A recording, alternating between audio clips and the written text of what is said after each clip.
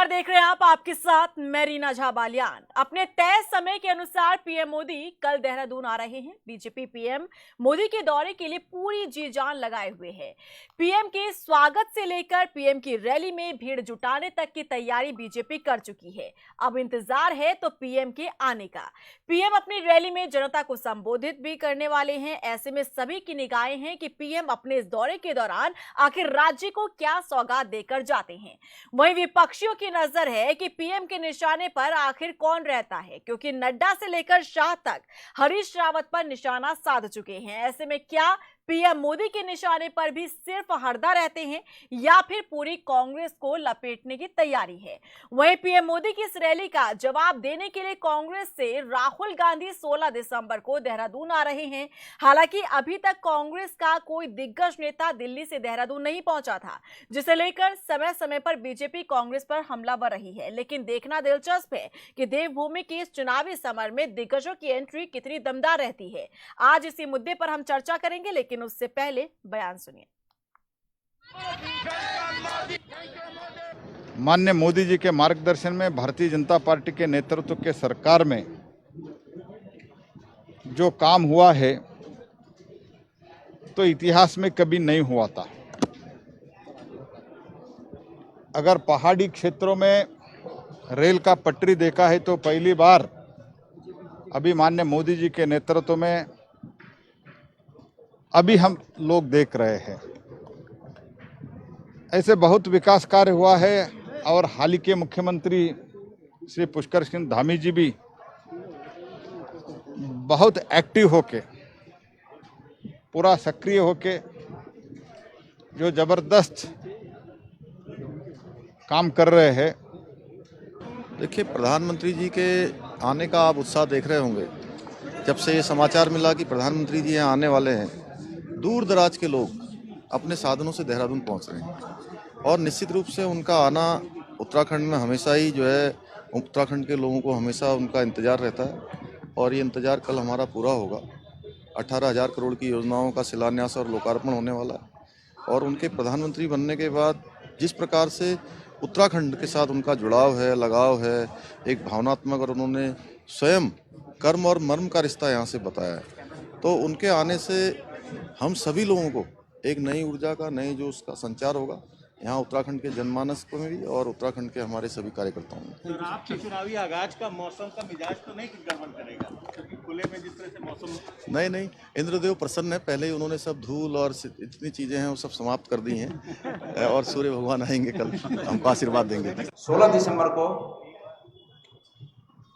एक बड़ी सैनिक सम्मान रैली के रूप में, उसमें बड़ी संख्या में हमारे सैनिक भाई शामिल होंगे, कांग्रेसियन भी शामिल होंगे और चूंकि ओपन पब्लिक मीटिंग है तो ये भी उम्मीद की जा रही है कि बड़ी संख्या में लोग उसमें हाजिर होंगे।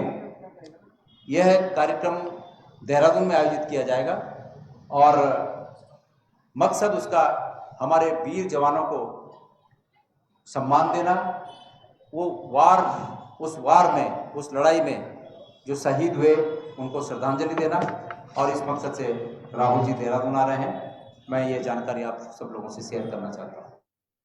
तो कल प्रधानमंत्री नरेंद्र मोदी आ रहे हैं। देहरादून दौरा है, जनता को संबोधित वो करेंगे। जनता टकटकी लगाए बैठी है कि आखिर जब पीएम मोदी इस बार दौरे पर आएंगे तो क्या वो सौगात देकर जाते हैं, क्योंकि ये चुनाव से ऐन मौके पहले का ये दौरा है। और ऐसे में किस तरीके से विपक्ष इस दौरान अपनी भूमिका अदा करेगा, क्योंकि विपक्ष की तरफ से भी जवाब देने के लिए राहुल गांधी 16 तारीख को आ रहे हैं। तो ऐसे में काफी दिलचस्प मुकाबला जो होता हुआ नजर आ रहा है। आज इसी मुद्दे पर हम चर्चा करेंगे। सभी मेहमान हमारे साथ जुड़ चुके हैं, उनसे पहले आपका इंट्रोडक्शन करवा देते हैं। हमारे साथ सीमा डोरा जी बीजेपी से चर्चा में हैं, कांग्रेस से सूरज सिंह नेगी जी, यूकेडी से मीनाक्षी गलियाल जी हैं और वरिष्ठ पत्रकार जय सिंह रावत जी हमारे साथ चर्चा में जुड़ गए हैं। आम आदमी पार्टी से उमा सिसोदिया जी हमारे साथ चर्चा में। आप सभी का बहुत स्वागत हमारी चर्चा में।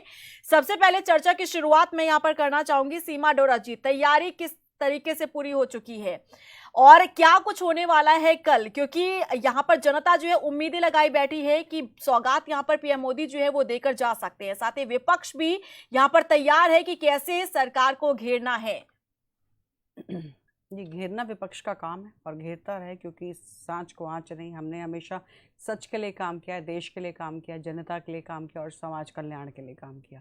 और उसी समाज कल्याण को आगे बढ़ाते हुए मोदी जी आ रहे हैं अपनी जनता, अपने देशवासियों, अपने उत्तराखंड वासियों को संबोधित करने के लिए और एक बड़ा तोहफा देने के लिए 18,000 करोड़ की योजनाओं की सौगात देने आ रहे हैं। और वो जब भी हमेशा आते हैं तो उनके जो वचन होते हैं वो बड़े ही बच्चों को, यानी कि उत्तराखंड के वो या कहीं भी देश में भी बोल रहे होते हैं तो बहुत ही मॉरल सपोर्ट करते हैं वो लोगों को।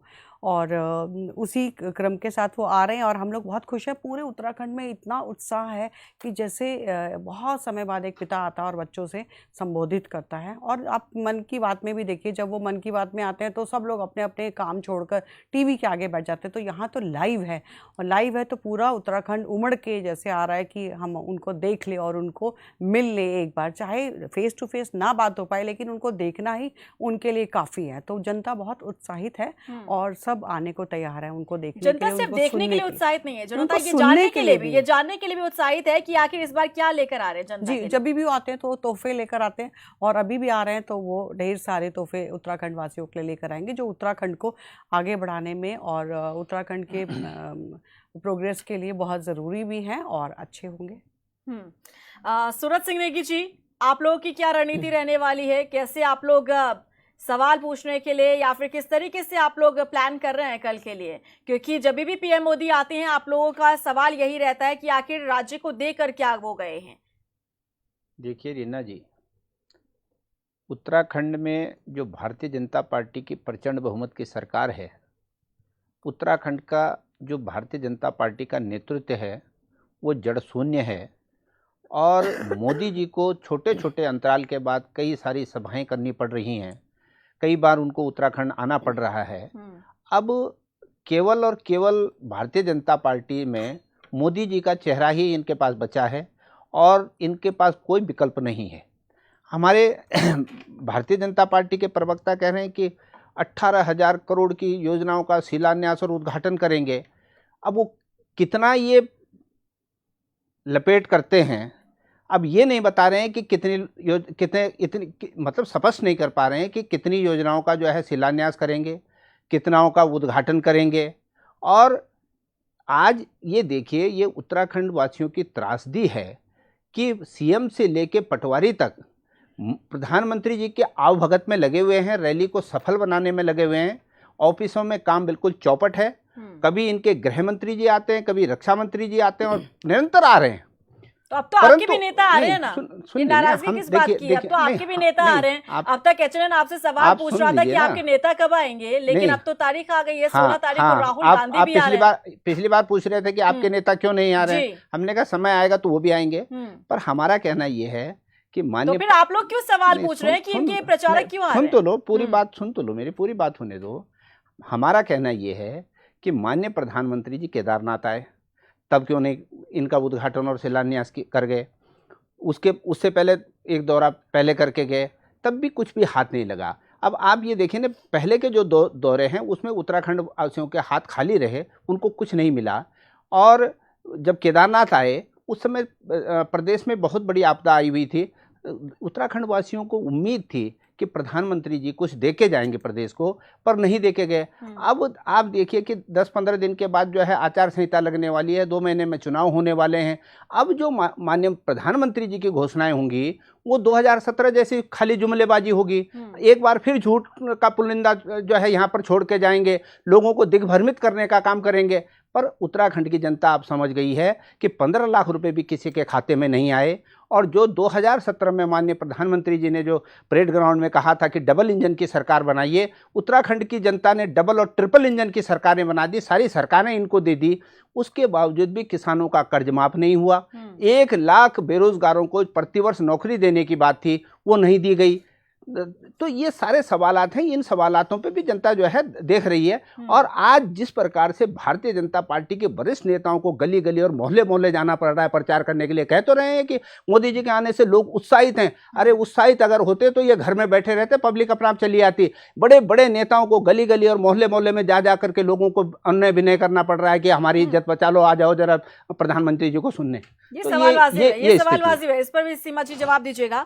लेकिन उससे पहले उमा सिसोदिया जी, आम आदमी पार्टी क्या उम्मीद कर रही है, क्योंकि आप लोग भी सवाल ये पूछते रहे हैं कि आखिर क्या सौगात देंगे पीएम मोदी आ रहे हैं तो। अब कल जब एक बार फिर से आ रहे हैं तो क्या सुनने के लिए आम आदमी पार्टी जो है वो एक्साइटेड है? क्योंकि बीजेपी का ये मानना है कि देश, यहाँ राज्य का हर एक नागरिक जो है पीएम मोदी को देखने के लिए और सुनने के लिए काफी उत्साहित है।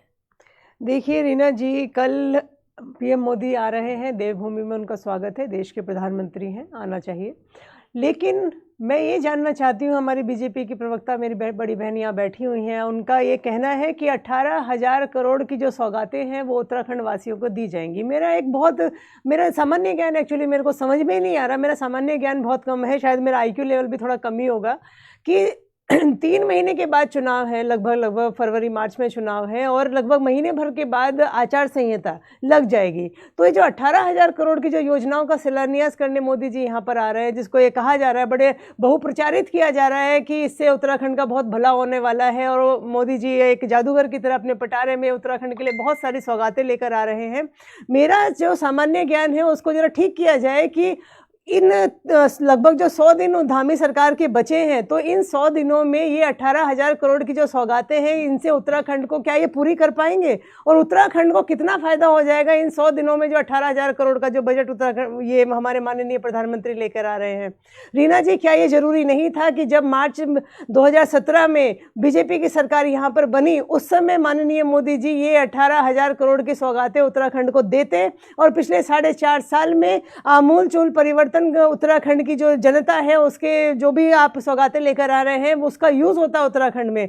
लेकिन साफ दिखाई देता है कि जुमलेबाजों की सरकार है, चुनाव का टाइम है, जनता के हाथ में लॉलीपॉप दे दीजिए कि देखो मैं 18,000 करोड़ की सौगातें लेकर आया हूं। भाई, सरकार आपकी थी, आपकी उत्तराखंड में सरकार, आपकी केंद्र में सरकार, आप ही 18,000 करोड़ 4.5 साल पहले दे देते तो पूरे उत्तराखंड का कुछ ना कुछ भला हो जाता। और मेरा एक प्रश्न और रहेगा, अगर उत्तराखंड में 2022 में बीजेपी की सरकार नहीं रहती, कांग्रेस या आम आदमी पार्टी या यूकेडी में से किसी की सरकार बनती है, तो क्या ये 18,000 करोड़ की जो सौगातें हैं ये हमको दिल्ली से फिर मिलेंगी या उनका बिल्कुल बाइंड अप कर दिया जाएगा? तो ये बहुत सारे प्रश्न हैं, साफ नजर आता है। एक छोटा बच्चा भी अगर इस समय इस डिबेट को देख रहा है तो वो भी जरूर समझेगा कि सिर्फ और सिर्फ चुनाव में जो लोक लुभावन घोषणाएं हमेशा से बीजेपी के यशस्वी प्रधानमंत्री, हमारे देश के प्रधानमंत्री मैं कहना चाहूँगी, जो करते आए हैं, ये सिर्फ वो लोक लुभावन घोषणाएं हैं। अगर आप वाकई में उत्तराखंड का भला करना चाहते थे तो ये 18,000 करोड़ हमें आज से 4.5 साल पहले दे देते तो उत्तराखंड वासियों का कुछ भला जरूर हो जाता। ठीक है मीनाक्षी जी, यूकेडी किस रूप में देख रहे हैं इस रैली को? देखिए, प्रधानमंत्री जी हैं, उनका वेलकम है, उन्हें आना चाहिए कि हमारे राज्य में भी आना चाहिए। लेकिन अभी हम देख रहे हैं कि सिचुएशन कैसी है। क्या वाकई में इस टाइम पे जब हम तीसरी लहर की बात कर रहे हैं और एक नए वेरिएंट की बात कर रहे हैं, उस समय आप लोग बात कर रहे हैं 1 लाख लोगों की भीड़ जुटाने की? क्या आखिर मोदी जी यहाँ पे क्यों आ रहे हैं? क्या वो 5 साल पहले जो उन्होंने घोषणाएं की थी, जो 5 साल पहले उन्होंने वादे किए थे, क्या उसके उद्घाटन के लिए आ रहे हैं कि वो सारे काम हो गए हैं तो अब मोदी जी को आके उनका उद्घाटन करना है? नहीं, वो यहाँ पे चुनावी रैली के लिए आ रहे हैं, क्योंकि जनता को भी दिख रहा है कि मोदी जी को भी इन लोगों पे भरोसा नहीं है। घोषणाएं तो हमारे धामी जी भी कर रहे हैं, लेकिन मोदी जी को पता है कि उन्हें इन लोगों ने 5 सालों में कोई काम नहीं किया है और दोबारा से मोदी जी के मुखौटों पे ही चुनाव लड़ना है, इसीलिए मोदी जी को यहाँ आना पड़ रहा है।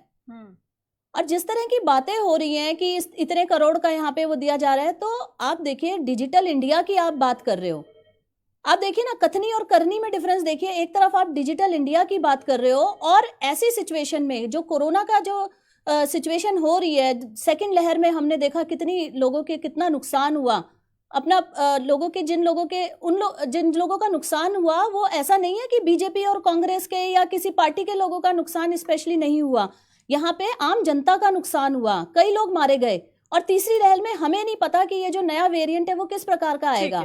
आप एक तरफ तो आप अपील कर रहे हैं कि अभी कोरोना गया नहीं है, अभी कोरोना से हमें अभी बहुत मतलब हमें बचाओ। लड़ना है, बचना है, लड़ना हाँ, है, बिल्कुल। बचना है, उसका बचाव, उससे बचाव करना है, लेकिन वहीं आप जगह जगह जाके भीड़ इकट्ठी कर रहे हो। आप देखिए सेकंड लहर जो आई थी वो बंगाल के चुनाव की वजह से भी बहुत ज्यादा जी, वो आई बिल्कुल। थी, यहाँ पे कुंभ में जो हुआ था भीड़ भाड़ उसकी वजह से आई थी। तो आज आप तीसरी लहर में डिजिटल इंडिया का इस्तेमाल क्यों नहीं कर रहे हो? आप टेक्नोलॉजी की बात कर रहे हो, आप उसका इस्तेमाल करिए, लेकिन नहीं, आपको स्वयं आना पड़ रहा है क्योंकि आप जानते हैं कि इन लोगों ने कोई काम नहीं किया, बहुत जरूरी ठीक हो है। गया है सामने। और एक चीज और, जी। अभी क्या करेंगे मोदी जी कल आके यहाँ पे बात करेंगे कि स्मार्ट सिटी पे कितना काम हो गया। क्या लोगों को नजर नहीं आ रहा कि स्मार्ट सिटी में कितना काम हुआ है? क्या लोगों को नजर नहीं आ रहा कि जितने पोस्टर्स लगाए गए हैं, अगर उन पोस्टर्स को सड़कों पे डाल दिया जाए तो जो जितने बड़े बड़े गड्ढे हैं वो भर जाएंगे। आप एक तरफ रोडवेज कर्मचारियों को जब पैसे देने की बात आती है तो पैसा नहीं होता है इन लोगों के पास, लेकिन यहीं पे जब रैलियां करनी होती हैं, पोस्टर्स लगाने होते हैं, तो ये पैसा कहाँ से आ जाता है? बिल्कुल। तो ये जय सिंह आरोप रावत नहीं जी, है, जी, मेरा आपकी सवाल है, वापस मैं सवाल आपके है पास हमारे वापस प्रधानमंत्री आऊंगी। जी से। जय सिंह रावत जी, आप क्या कहेंगे कल प्रधानमंत्री मोदी की रैली? हालांकि इसे लेकर बीजेपी काफी उत्साहित भी नजर आ रही है, भीड़ जुटाने में भी पूरी कोशिश यहाँ पर की जा रही है। 40,000 कार्यकर्ता हरिद्वार से यहाँ पर देहरादून आएंगे, 1 लाख से ज्यादा की भीड़ जुटाने का लक्ष्य यहाँ पर रखा गया है। लोगों को पर्चे बांटे जा रहे हैं, इन्विटेशन दिया जा रहा है। क्या कुछ होने जा रहा है? कल की रैली कितनी ऐतिहासिक रहने वाली है? देखिए, मैं ये अभी यूकेटी की जो प्रवक्ता थी उनकी कुछ हद तक उनकी बात से मैं सहमत हूँ जी। उन्होंने बड़े वाजिब मुद्दे उठाए कि जो डिजिटल इंडिया की आप बात करते हैं, और एक तरफ उससे बंगाल चुनाव के बाद क्या हुआ, उसका हरिद्वार कुंभ के बाद क्या हुआ, उसके बाद वोट के लिए सब लोगों की जिंदगियों को आप जोखिम में डालने के लिए तैयार बैठे हुए हैं कि भाई इकट्ठे हो, माहौल बने। तो राजनीति के लिए सब हो रहा, मतलब यही नहीं, अब कांग्रेस वाले भी तो करना है, आगे करना वो भी है। सवाल दूसरा, अभी जो आपने कहा कि 18,000 करोड़ की बात उसमें बात हुई, तो उसमें ज्यादातर 8 या 9 योजनाएं आपकी शिलान्यास वाली है। शिलान्यास का मतलब जो पहले से हैं। अब उनमें से 2 पैचेज आपके जो है चारधाम रोड वाला है, जिसको ऑल वेदर रोड बोला गया। ऑल वेदर तो उसका नाम भी नहीं है, ना वो हो सकती है। उसमें एक देवप्रयाग से श्रीनगर का पैच है, और 82 से आगे और आगे तक का 2 पैच है, जो पहली बार कमीशनिंग उनकी हो रही है, जो थोरो हो रही है वो है, तो वो पुराने बजट में जो भी होंगे पहले वाले। दूसरा हो रहा है दिल्ली देहरादून जो कॉरिडोर की बात है, एक उसका उद्घाटन होना है, वो भी हो रहा है। तो इसका मतलब ये भी पुराना प्रोजेक्ट है, 18,000 का बढ़ा चढ़ा के।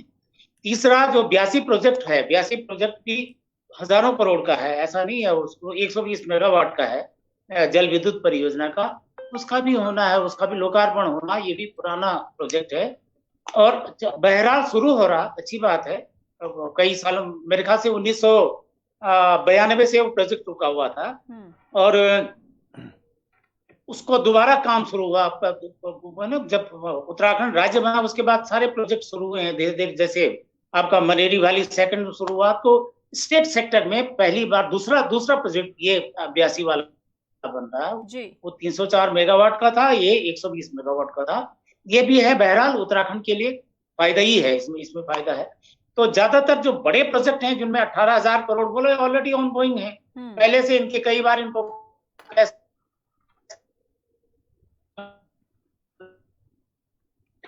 हिमालयन कल्चरल सेंटर है जो देहरादून में बन रहा है, एक परफ्यूमरी वाला है, ये सारे पुराने हैं।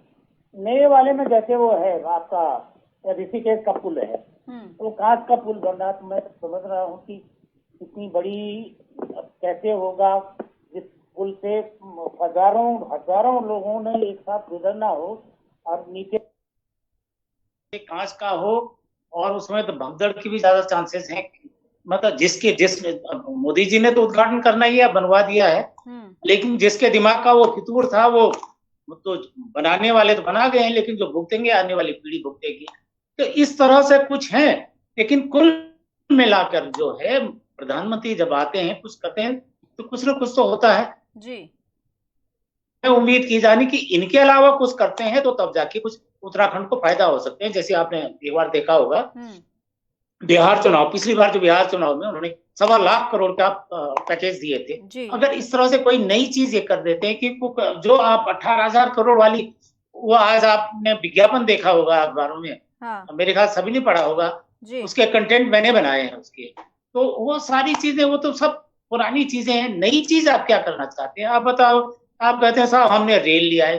अरे रेल तो पिछली सरकार ने उसका शिलान्यास हो गया था, काम शुरू हो गया था, वो तो 96 से उसका काम चल रहा, 96-97 से सर्वे हुआ, वो सब चल रहा, तो विकास प्रक्रिया है वो चलती रहती है।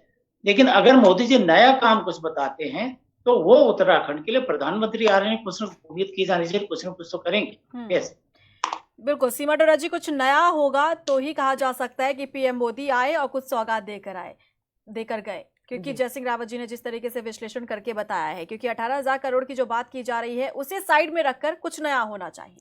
जी, एक तो सोच हमेशा सकारात्मक रखिए, नकारात्मक सोच से कुछ नहीं होगा। काला चश्मा पहनेंगे तो चारों तरफ काला काला ही नजर आएगा। जब धामी जी आए थे, उन्होंने ढेरों योजनाएं दी थी, तभी भी यही बोला था कि ये कैसे धरातल पे उतारेंगे।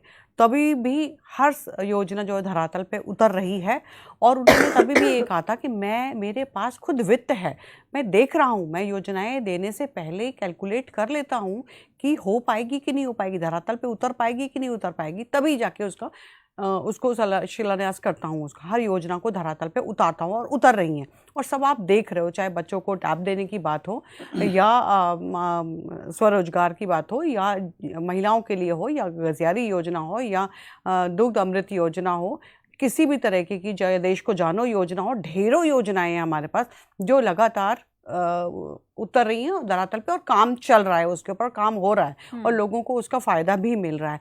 लेकिन डिजिटल इंडिया जिसकी बात करें, जिसका सपना खुद जवाब दीजिएगा, मोदी जी ने, फिलहाल रुक रहे हैं एक छोटे से ब्रेक के लिए, ब्रेक के उस पर आप जवाब दीजिएगा, रुक रहे हैं एक छोटे से ब्रेक के लिए, लेकिन चर्चा लगातार जारी है। प्रधानमंत्री मोदी कल आने वाले हैं, रैली करने वाले हैं, उसे लेकर लगातार विश्लेषण यहाँ पर कर रहे हैं, लेकिन रुक रहे हैं एक छोटे से ब्रेक के लिए।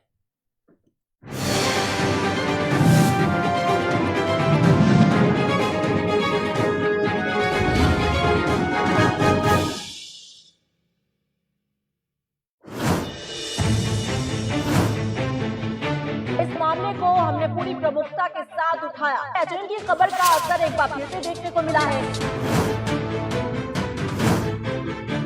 वो क्या मजबूरी है कि अभी तक कार्रवाई नहीं हुई है। अगर विकास के नाम पर विनाश की नींव रखी जाए तो क्या कहा जाए?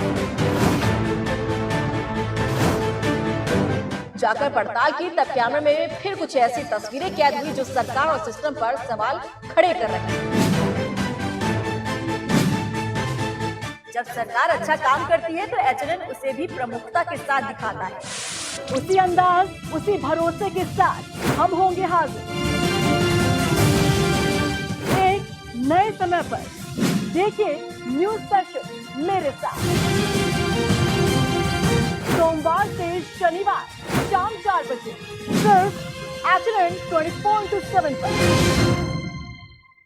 यहाँ ऐसी माएं हैं जो तुम जैसे बेटों को जन्म देती हैं, जो हमेशा सच्चाई के लिए लड़ते हैं, हारते हैं लेकिन रुकते नहीं, चाहे कुछ भी हो जाए टूटते नहीं। 9 सैनिटरी पैड सलाम करता है उन सभी औरतों को जो देश के लिए और उसके सम्मान के लिए लड़ते हैं। 9 sanitary pad, cotton line softness from 9 celebrates the power of women and the release of Satyamev Jayate 2 in cinemas 25th November. तेरी ममता जिस देश की मैया गंगा है, वहाँ खून भी तिरंगा है। जिस देश में मिल्कोमोर पशु आहार गाय माता के पोषण का ख्याल रखता है, उस देश के हर घर में दूध बहता है। मिल्कोमोर पशु आहार proudly celebrates the release of Satyamev Jayate 2.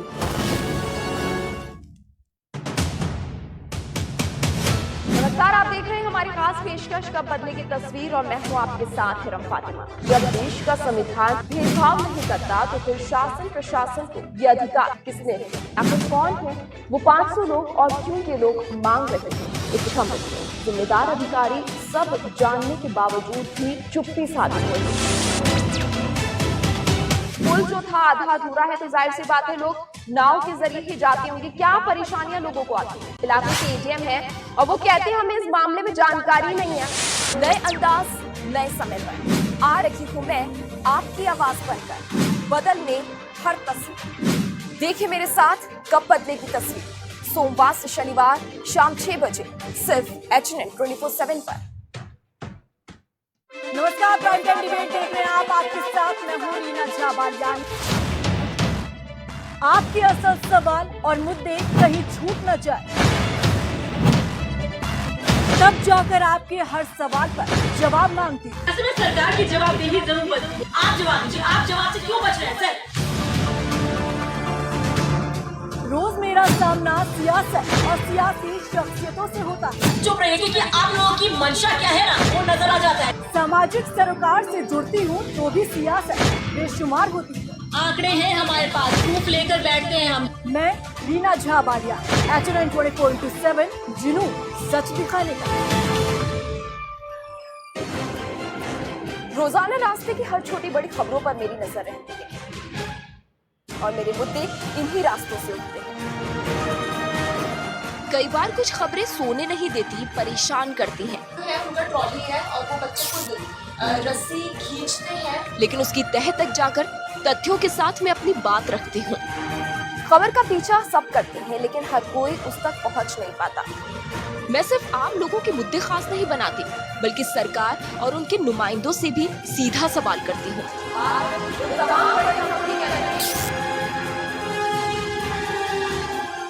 ताकि आपको कोई गुमराह न कर सके। मैं रम फातिमा, जुड़िए मेरे साथ HNN 24/7 पर जुनून सच दिखाने का।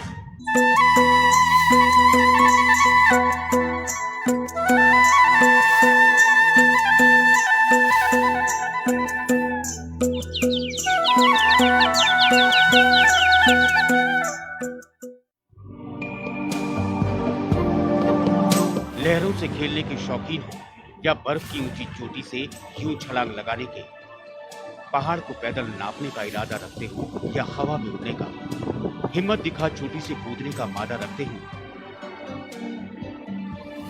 या हवा को चीर कर सुपरमैन सरीखा उड़ने की। अगर आप ये सब करने की हिम्मत और जज्बा रखते हो तो उत्तराखंड आपके लिए सबसे मुफीद जगह है एडवेंचर स्पोर्ट्स का लुत्फ लेने की। एडवेंचर स्पोर्ट्स यानी साहसिक खेल, तीर्थाटन और प्राकृतिक पर्यटन के बाद राज्य में सैलानी साहसिक खेलों का लुत्फ लेने आते हैं। रिवर राफ्टिंग के मजे लेने हो तो ऋषिकेश के शिवपुरी से बेहतर जगह हो ही नहीं सकती। गंगा की हिलोरों के बीच राफ्ट पर सफर करने का अलग ही मजा है।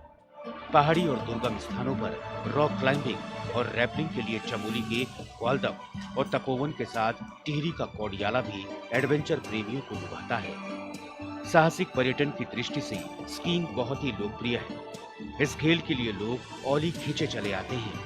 इन सब के अलावा पैराग्लाइडिंग और हैंग ग्लाइडिंग भी साहसिक खिलाड़ियों को बरबस यहाँ ले ही आता है।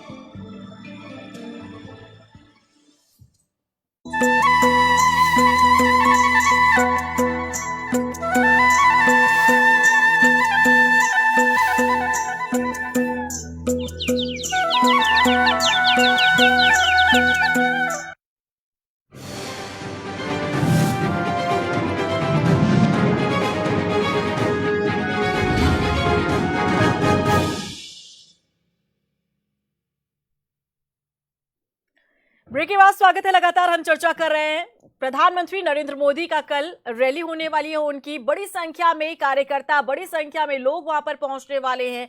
लेकिन इसी बीच कई मुद्दे भी निकलकर सामने आ रहे हैं। जहां एक तरफ जनता ये उम्मीद लगाए बैठी है कि पीएम मोदी आएंगे तो कुछ राज्य को सौगात देकर जाएंगे, तो वहीं विपक्ष जो है सरकार को घेरने के लिए भी तैयार है। लेकिन साथ ही साथ जिस तरीके से पैनलिस्ट भी यहां पर मुद्दे को रख रहे हैं कि इस बीच कोरोना का नया वेरिएंट जो सामने आया है वो भी कहीं ना कहीं खतरे की घंटी जरूर साबित हो सकता है। तो जब इतनी बड़ी संख्या में लोग जुटेंगे तो आखिर कैसे इस पर भी डील किया जाएगा। सभी मेहमान लगातार हमारे साथ यहां पर बने हुए। सीमा जी, आप इसी पर अपनी बात रख रही थी, पूरी कर सकती हैं। जी, एक तो आपने बोला कि कोरोना का, तो यस हम लोगों ने ये बात बोली है कि मास्क ज़रूर पहनेंगे, मास्क कंपलसरी कर दिया।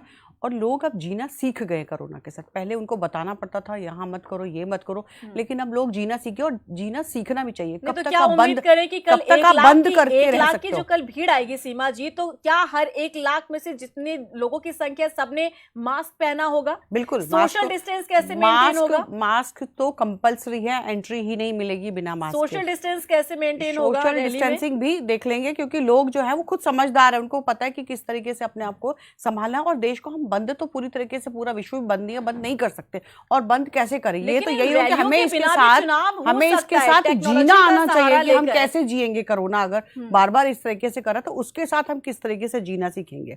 अब सर की क्वेश्चन था कि डिजिटल इंडिया है, ये बात बोली कि डिजिटल इंडिया तो आपको बनाया किसने? उन्हीं मोदी जी ने बनाया। मोदी जी ने सिखाया डिजिटल इंडिया कैसे होता है। आज बच्चे घर से पढ़ रहे हैं, कभी सपने में भी नहीं सोचा था कि वर्क फ्रॉम होम इंडिया में होगा। जहां लोग भाग भाग के ऑफिस में जाते थे, आज वर्क फ्रॉम होम हो गया।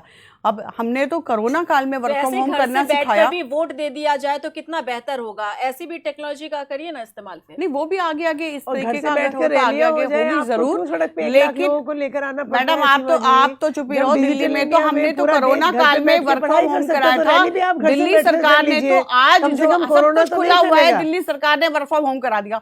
बच्चे स्कूल नहीं जा सकते, बच्चे घर में एयर प्यूरिफायर लगा के वो सांस ले रहे हैं। इन लोगों को इतनी शर्म नहीं आती, बच्चे घर से बैठ के पढ़ाई कर रहे हैं, तो फटकार लग चुकी है, लेकिन इनको इतनी शर्म नहीं आती कि दिल्ली में पोल्यूशन फैल रहा है इतना ज्यादा। क्यों दिल्ली पोल्यूटेड कर दी लोगों ने कि जिन्हें लाइक को बाद में शर्मिंदा कर लेंगे। पहले आप मेरी बात का जवाब दीजिए। जब डिजिटल इंडिया यहाँ पर है तो क्या डिजिटल इंडिया के थ्रू आप अपनी रैली देश को कैसे सुरक्षित करेगा? क्या रोल मॉडल बना के आप देश को दिखा रहे हैं? आप दिल्ली को मेरी बात का जवाब दीजिए ना। दिल्ली मत जाइए, पहले देहरादून की बात कर लीजिए कि कल जो रैली होने वाली है क्या वो रैली डिजिटली नहीं हो सकती थी? वो रैली 1 लाख क्या 50 लाख की रैली कर लेते डिजिटली, तो आपको क्यों जरूरत पड़ रही है 1 लाख लोगों की भीड़ उत्तराखंड में लेकर आने की? बड़े से बड़े हॉस्पिटल्स में जाइए। सीमा जी जवाब दीजिए ना मेरी बात का, जवाब दीजिए। डिजिटल इंडिया अगर आपको लगता है कि इतना बेहतरीन रहा है और पिछले 2 साल से पूरा देश जो है वो डिजिटल इंडिया पे चल रहा है, तो मुझे बताइए ये रैली भी तो आप डिजिटली कर सकते थे सीमा जी।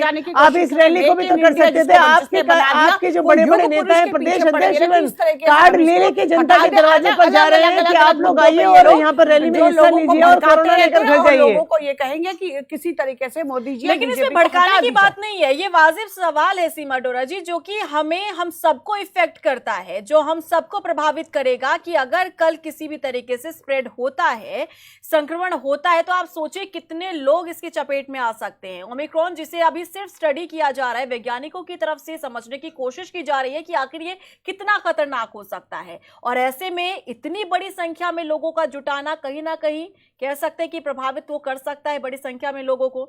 मैं रुक करना चाहूंगी सूरज सिंह नेगी जी। ये सवाल सिर्फ बीजेपी से नहीं है बल्कि कांग्रेस से भी है, क्योंकि कांग्रेस भी बीजेपी की राह पर चलती नजर आ रही है। आप लोग अपना फॉर्मूला तो अपनाते नहीं है, जो बीजेपी करती है वो फॉर्मूला अपना लेते हैं। अब आपके राहुल गांधी भी आ रहे हैं, वो भी आएंगे, रैली करेंगे, भीड़ जुटाएंगे, कैसे मैनेज करेंगे? देखिए रीना जी, सबसे बड़ी बात यह है कि जो सत्ताधारी दल हैं, जिनके पास तमाम प्रचार के साधन हैं, विज्ञापन हैं, दुनिया भर के साधन हैं, और जिनके ऊपर देश को चलाने की जिम्मेदारी है, प्रदेश को चलाने की जिम्मेदारी है, जनता के हितों की जिम्मेदारी है, जब वो दल अनदेखी करेंगे और इस प्रकार के आयोजन करेंगे, तो हम भी एक राजनीतिक दल हैं, क्या हम घर में चुप बैठ जाएं? तो ये तो हो नहीं सकता कि जब सत्ताधारी दल जो कहते हैं कि हमारी प्रचंड बहुमत की सरकार है, हमारे यशस्वी प्रधानमंत्री हैं और तमाम पता नहीं कितनी उपमाएं हैं इनके पास, और वो जब इस प्रकार से कार्यक्रम करेंगे तो दूसरा भी दल जो है, जो एक राजनीतिक दल है, उसको मजबूरी हो जाती है कि उसको भी करने पड़ेंगे। इस हो जाती है, आपकी मजबूरी हो गई कि पीएम मोदी आ रहे हैं तो राहुल गांधी को भी आना होगा। भाई देखो, वो तो आना ही पड़ेगा। आप लोगों की रणनीति है कि नहीं है? कुछ नहीं, आना तो पड़ेगा भाई।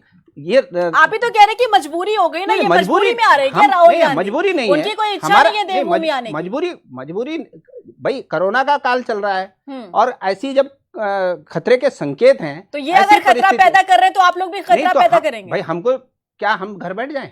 तो बताइए ना, बताइए ना। अभी तो सवाल आप पूछ रहे हैं बीजेपी से, फिर यही सवाल आपसे भी पूछा जा रहा है, फिर आप क्यों इस राह पर चल रहे हैं? हमारा कहना यह है कि जो सत्ताधारी दल हैं, जिनके पास तमाम जो डिजिटल इंडिया की बात करते हैं, अरे इनको ये पता नहीं कि इस देश में जो सूचना प्रौद्योगिकी है उसको कौन लेके आया? उसको राजीव गांधी जी लेके आया। राजीव गांधी जी का कभी नाम नहीं लेंगे। उस समय इनके नेता बैलगाड़ी पर जाके प्रदर्शन कर रहे थे, ये उस बात को नहीं बताएंगे। और डिजिटल इंडिया की आप बात करते हैं, मेरा घर यहाँ से 9 किलोमीटर दूर है और जिसको ये विधानसभा कहते हैं अस्थायी राजधानी है, वहाँ से 9 किलोमीटर दूर पे मैं अपने घर से जो है ठीक ढंग से फ़ोन से बात नहीं कर सकता हूँ, नेटवर्क वहाँ पर नहीं होता। और उसके 2-4 किलोमीटर आगे के अगर मैं गाँव की बात करूँ तो वहाँ पर लोगों को फ़ोन करने के लिए दूसरी पहाड़ी पर जाना पड़ता है और तब जाके वो कहीं अपने रिश्तेदार नातेदार से बात कर पाते हैं। तो ऐसी स्थिति में ये क्या डिजिटल इंडिया की बात करेंगे? और कहते हैं कि हमारे देश में बहुत ज़्यादा विकास कर दिया।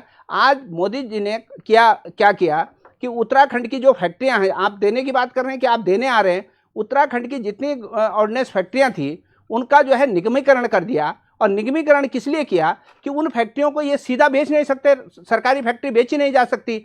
अब निगमीकरण करने के बाद अब फिर उनको अपने दोस्तों को देने की तैयारी की जा रही है। तो ये कहते हैं कि हमने बहुत ज़्यादा विकास कर दिया और पता नहीं क्या क्या कर दिया इस देश में। ये कुछ नहीं कर रहे हैं। जो बनाया था आज तक की सरकारों ने उसको केवल और केवल बेचने का काम हो रहा है। राहुल गांधी आएंगे तो क्या बताएंगे वो यहाँ पर? वही बताएंगे कि आज देश की जनता के खातों में 15 लाख रुपए नहीं आए, काला धन नहीं आया, बेरोजगारी दूर नहीं हुई। ये तो बता चुके हैं ना, है ना? क्यों आ रहे हैं? बताइए, कोरोना काल में क्यों आ रहे हैं? खत्म नहीं हुआ। ये सारे सवाल हैं। और जो पिछले साल मोदी जी ने वादे किए थे, प्रधानमंत्री जी ने उत्तराखंड की जनता से, उन वादों की याद भी दिलाएंगे कि कहाँ है वो किसानों की ऋण माफी, कहाँ है वो 1 लाख बेरोजगारों को रोजगार देने की बात, वो भी नहीं हुई। तो ये सारे के अकाउंट में हर महीने 2000 आता था और अब 4000। ठीक है, किसके खाते में? किसानों के हमेशा आता रहा। 2000 और सुनिए, नहीं 2000 आ रहा है कोरोना काल में, नहीं 2000 आ रहा है कोरोना काल में सीमा जी, लोगों के आपको जानकारी नहीं है, बैंक अकाउंट, आपको जानकारी नहीं है। 2000 रुपए महीना नहीं दे रहे हैं आप। बिल्कुल दे रहे थे। अरे तिमाही का दे रहे हैं आप। कुछ नहीं, 3 महीने में 2000 रुपए दे रहे हैं आप। हमेशा 3 महीने में 2000 रुपए दे रहे हैं। और आप ये बताइए, हम लोग किसानों को 1000 रुपए पेंशन दे रहे थे तो 12,000 रुपए होते थे साल में, आपने जो है 6,000 कर दिया।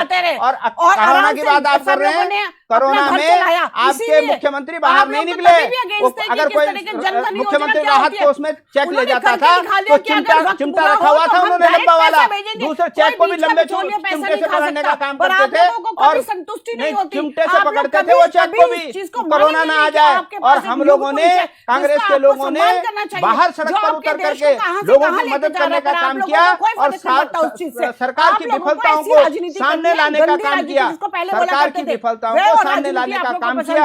आपका देश तरक्की कर रहा है, आपको वो पसंद नहीं। अरे हमारा देश तरक्की कर रहा है, तुम्हारे बलबूते थोड़ा नहीं कर रहा है। आपके 135 करोड़ देशवासियों की जनता की मेहनत के बलबूते ये देश आगे बढ़ रहा है। आपका कोई योगदान नहीं है उसमें, आपका कतई भी योगदान नहीं है। अरे आप जो है, अगर देश आगे बढ़ रहा है तो पूरे देशवासियों का सहयोग है उसमें, केवल आपका नहीं है, केवल आपका नहीं है।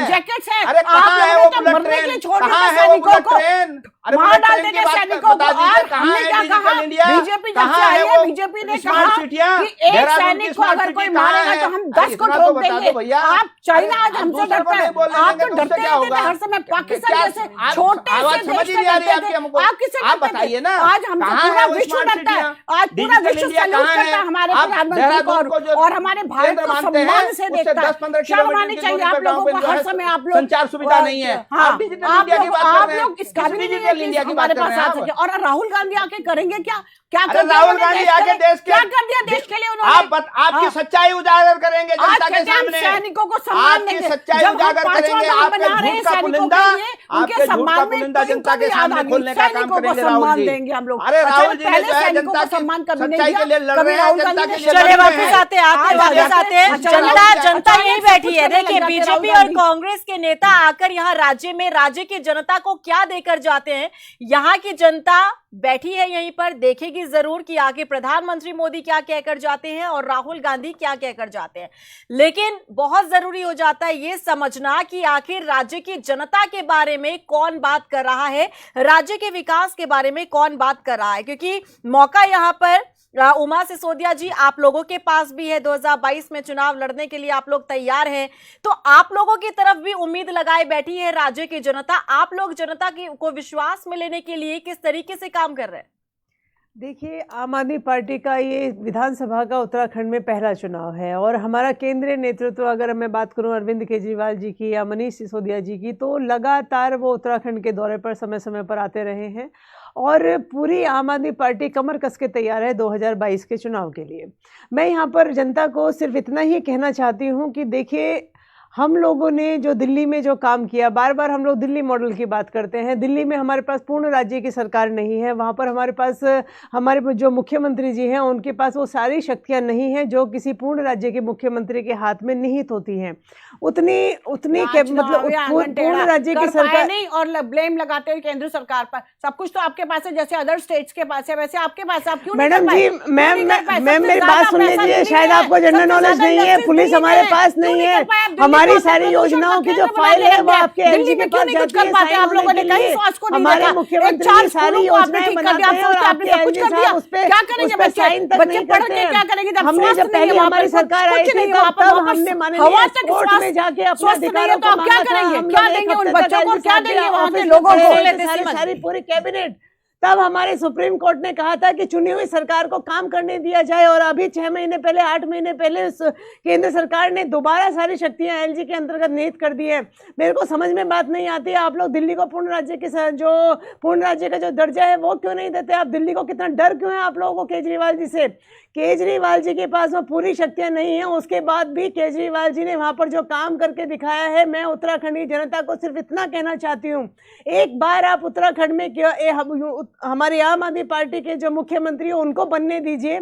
पूर्ण राज्य के मुख्यमंत्री किस तरीके से काम कर सकते हैं जनता के हित में, वो आम आदमी पार्टी आपको करके दिखाएगी। बिल्कुल करके दिखाएगी। कोरोना में जैसे इन्होंने दिल्ली वासियों को मार दिया, उसके बावजूद सब जगह कर देंगे। अगर अमित शाह जी बीच में ना हस्तक्षेप करते तो सब लोग मर चुके होते दिल्ली में, जो इन्होंने हाल करा था दिल्ली का। प्रदेश में भी करा देते, थोड़ा हस्तक्षेप।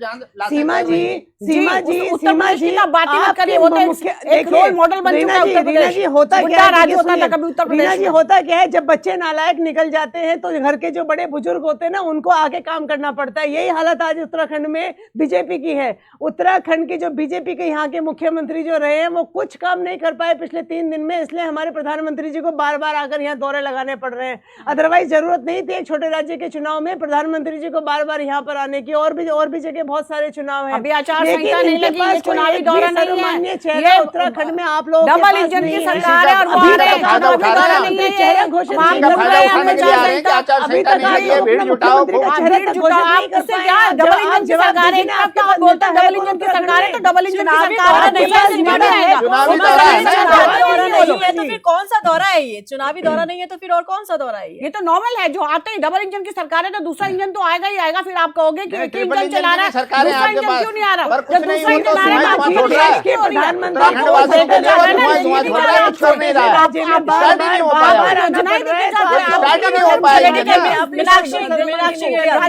जो उत्तराखंड में बीजेपी के चुनावों को संभाल सके, इसलिए बेचारे हमारे प्रधानमंत्री जी को बार बार आना पड़ता है। निकल जाते हैं राज्य में करने में क्या है? मेरा सवाल है सीमा जी से कि यदि मास्क और सोशल डिस्टेंसिंग से कोरोना नहीं फैलता, अगर इन गाइडलाइंस को फॉलो करके कोरोना नहीं फैलता तो वैक्सीन की क्या जरूरत थी? वैक्सीन की तो जरूरत ही नहीं थी, क्योंकि सोशल डिस्टेंसिंग और मास्क की बातें तो पहली लहर से शुरू हो रही है ना, पहली लहर से बोल रही है। आपके उत्तराखंड में फर्स्ट वैक्सीनेशन कंप्लीट हो गया 100%। और सेकंड भी आपका उत्तर प्रदेश ही ऐसा है जहां पूरा जेपी नड्डा जी आए, जेपी नड्डा जी को यहाँ आने की, यहाँ रैली करने के बाद कोरोना हो गया, क्या उनकी रैली में मास्क और सोशल डिस्टेंसिंग फॉलो नहीं हुआ था? उन्हें कैसे कोरोना हो गया? तो मैडम हम यही बात कर रहे हैं कि जो थर्ड वेव है इसमें जरूरत नहीं थी मोदी जी को यहाँ पे आने की, लेकिन वो क्या करें कि यहाँ के लोगों पे उनको भरोसा ही नहीं है। यहाँ पे जो कार्य अगर किया होता बीजेपी ने तो आज घर बैठ के भी जनता को खुद पता होता कि बीजेपी ने इतना कार्य किया है। फोन मदन कौशिक जी को फोन करने की जरूरत नहीं पड़ती हर एक जनता को, एक एक बंदे को, कि आप आइए और मोदी जी के यहाँ पे स्वागत के लिए यहाँ पे आइए। मतलब अगर उक्रांद हमेशा जनता के साथ रहा है और 1996 में भी जनता हित के लिए ही चुनाव का बहिष्कार किया गया था, उक्रांद ने चुनाव का बहिष्कार किया था, जिससे उसका नुकसान उसे आज भी झेलना पड़ रहा है, लेकिन स्टिल आज भी जनता हित उक्रांद के लिए पहले है। सत्ता से पहले जनता, उत्तराखंड वासियों का हित उक्रांद के लिए पहले है। तो मैडम यही खुला दिल जो है बीजेपी और कांग्रेस को भी रखना चाहिए। कांग्रेस पीछे पीछे अपनी डबल रैली करने को तैयार है, कांग्रेस ही चलिए जनता के बारे में सोचिए ना। आप सेकंड लहर में हम देख चुके हैं, हम तो अपनी गलतियों से नहीं सीख रहे हैं, बीजेपी कांग्रेस अपनी गलतियों से नहीं सीख रहे हैं कि क्या हालत हुई थी यहाँ देश में, लेकिन फिर भी तीसरी लहर का न्योता देने के लिए आप 1 लाख लोगों की भीड़ इकट्ठी यहाँ पे करने वाले हैं, जबकि सबको पता है कि वैक्सीन लगने के बावजूद भी ये कोरोना जो नया आया है ये उनको भी हो सकता है जिन्हें वैक्सीन लगी है। बिल्कुल, क्योंकि अभी इस पर स्टडी हो ही रही है, वैज्ञानिक अभी से समझ रहे हैं नए वेरिएंट को। जयसिंह रावत जी। हाँ, मेरे सवाल, एक तो दिल्ली के बारे में बात आ रही ना, दिल्ली पार्ट थ्री स्टेट है, समझिए ना, दिल्ली सरकार को पूरे अधिकार नहीं होते हैं। जिस राज्य के पास कानून व्यवस्था का नहीं है अधिकार है तो वो राज्य कैसा राज्य है? एक बात तो ये है। दूसरी बात ये है कि मोदी जी आ रहे हैं, बहुत अच्छी बात है। अब मोदी जी कल क्या हो सकता है, बहुत अच्छी घोषणाएं कर रहे हैं, तो इसलिए पहले ये हमें ये कहना कि साहब उनका आना यहाँ अच्छा नहीं है, वो नहीं है, वो ठीक नहीं है, हमें उनका वेलकम करना चाहिए। हाँ ठीक है कि वो तो कोरोना का खतरा तो नहीं है, लेकिन कोरोना खतरा राजनीतिक दल कहाँ मानते हैं? राजनीतिक जो इंटरेस्ट होते हैं वो तो वो ज्यादा वो होते हैं। लेकिन लेट मोदी जी कम, जब कल आ जाएंगे तब तो पता चलेगा। जहाँ तक ये 18 सवाल का, ये 18,000 करोड़ की बात आप कर रहे हैं, वो मैंने आपको बता दिया, इनमें नया कुछ नहीं है। जो शिलान्यास होने हैं 8 या 9 योजनाओं के, वो पहले से हैं, और जिनका लोकार्पण होने 8-9 के वो पहले से हैं, जिनके शिलान्यास होने हैं लगभग 11 हैं, वो 11 तो 11 तो पुराने, आपको पता है ऋषिकेश का पुल बनना है, और ये बद्रीनाथ केदारनाथ का मास्टर प्लान तक से आप प्रचार कर रहे हैं, साहब हमने बद्रीनाथ में ये कर दिया, केदारनाथ में क्या कर दिया, उसका भी है 40-50 हजार करोड़, वो भी शामिल है, जो ये 18,000 में शामिल। किस तरह के रखे हुए हैं? हमें उम्मीद की जानी चाहिए कि कल मोदी जी नई क्या बात करते हैं। जैसे हमारा जो यहाँ पर भाई आपको हमको ग्रीन बोनस हो, क्योंकि उत्तराखंड का विकास नहीं हो पा रहा है। अगर हमको स्पेशल कैटेगरी स्टेट अगर नहीं होता जी, तो ये राज्य चलना बड़ा मुश्किल हो जाता है। दूसरी बात, वैसे भी जो है कर्ज के बोझ के तले जा रहे हैं, और गांधी जी हैं, गांधी जी निश्चित रूप से बेटर हैं उनसे, जो पहले तो मुख्यमंत्री आए हैं, लेकिन आप इतनी घोषणाएं किए जा रहे हैं जो उत्तराखंड की सरकार की या उत्तराखंड की जो माली हालत है वो संभव नहीं है। और या तो आप लोग कहीं हमको वोट दो, लूट लो, उत्तराखंड को लूट लो, यही वाली बात है ना कि एक तो वो करना है तो वो कर लो। पिछली सरकारें भी ऐसी करती रही हैं, लेकिन उसका राजनीतिक फायदा ज्यादा नहीं मिलता है, नहीं मिलने वाला है। क्योंकि हमने पिछली कांग्रेस की सरकार देखी थी, लास्ट टाइम में कितना घोषणाएं कर गए थे हरीश रावत जी, क्या हुआ उसके बाद? उससे पहले खंडूड़ी जी कितनी घोषणाएं कर गए थे। ये तो कह ही रहे हैं, खंडूड़ी जी का ये होता था, घोषणा करके आते थे, शाम कहते मेरे टेबल पे जीवो चाहिए। सर खाली घोषणाएं नहीं करी, परिसंपत्ति विवाद भी संभाला उन्होंने, उस पर भी तारीफ कर दीजिए थोड़ी सी। संपत्तियों का विवाद, वहाँ से भी पैसा मिला है, वो उसकी भी तारीफ कर दीजिए थोड़ी सी। ऋण मुक्ति में सहयोग मिलेगा, ये भी तारीफ कर दीजिए थोड़ी सी। चलिए, चर्चा के लिए अभी ज्यादा वक्त नहीं है, मैं चाहूंगी जल्दी से शॉर्ट में फाइल कमेंट दीजिए सीमा जी। जी, हमने उत्तराखंड में पूरी कोशिश करी करने की, और आगे भी करते रहेंगे। डबल इंजन की सरकार है, दोनों तरफ से सपोर्ट मिलता रहेगा। देश की जनता और उत्तराखंड की जनता को आश्वासन दिलाते हैं कि मोदी सरकार हमेशा आपके हित के लिए और जनमानस के हित के लिए कार्य करती रहेगी। सूरज सिंह जी, देखिए, जैसे हमारे वरिष्ठ पत्रकार जयसिंह रावत जी ने बताया कि मोदी जी अगर जो ये घोषणाएं, ये तो पुरानी लाग लपेट है, सारा लपेटा लपेटी कर रहे हैं, नया क्या देते हैं ये देखने वाली बात है। बहुत शुक्रिया आप सभी मेहमानों का हमारी इस चर्चा में जुड़ने के लिए। तो कल प्रधानमंत्री नरेंद्र मोदी का दौरा है और रैली कल वो करने जा रहे हैं, बड़ी संख्या में लोग पहुंचेंगे, लेकिन काफी चुनौतीपूर्ण ये रहने वाला है, क्योंकि जिस तरीके नजर आ रहे कोरोना को देखते हुए, ऐसे में बीजेपी को भी संभल कर रहने की जरूरत है। और क्योंकि बड़ी संख्या में भीड़ जुटेगी, साथ ही साथ सबकी नजर इस बात पर भी रहने वाली है कि पीएम मोदी जब आएंगे तो उत्तराखंड को क्या कुछ सौगात में देकर जाते हैं। नमस्कार।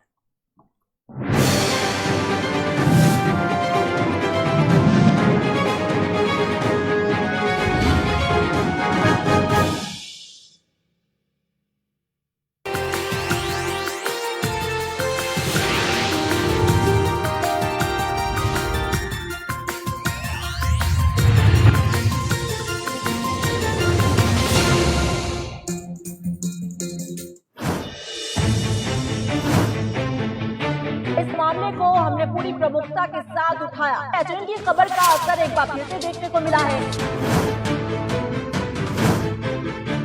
वो क्या मजबूरी है कि अभी तक कार्रवाई नहीं हुई है।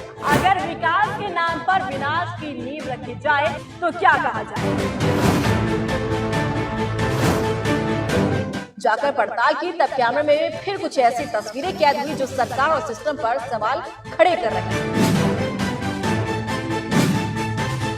जब सरकार अच्छा काम करती है तो एचएन उसे भी प्रमुखता के साथ दिखाता है। उसी अंदाज, उसी भरोसे के साथ हम होंगे हाजिर एक नए समय पर। देखिए न्यूज स्पेशल मेरे साथ, सोमवार से शनिवार शाम 4 बजे सिर्फ एचएन 24/7 पर। यहाँ ऐसी माएं हैं जो तुम जैसे बेटों को जन्म देती हैं, जो हमेशा सच्चाई के लिए लड़ते हैं, हारते हैं लेकिन रुकते नहीं, चाहे कुछ भी हो जाए टूटते नहीं। 9 सैनिटरी पैड सलाम करता है उन सभी औरतों को जो देश के लिए और उसके सम्मान के लिए लड़ते हैं। 9 sanitary pads, cotton line softeners from 9, celebrates the power of women and the release of Satyamev Jayate 2 in cinemas 25th November. तेरी मम्मी जिस देश की मैया गंगा है वहाँ खून भी तिरंगा है। जिस देश में मिल्कोमोर पशु आहार गाय माता के पोषण का ख्याल रखता है, उस देश के हर घर में दूध बहता है। मिल्कोमोर पशु आहार proudly celebrates the release of Satyamev Jayate 2.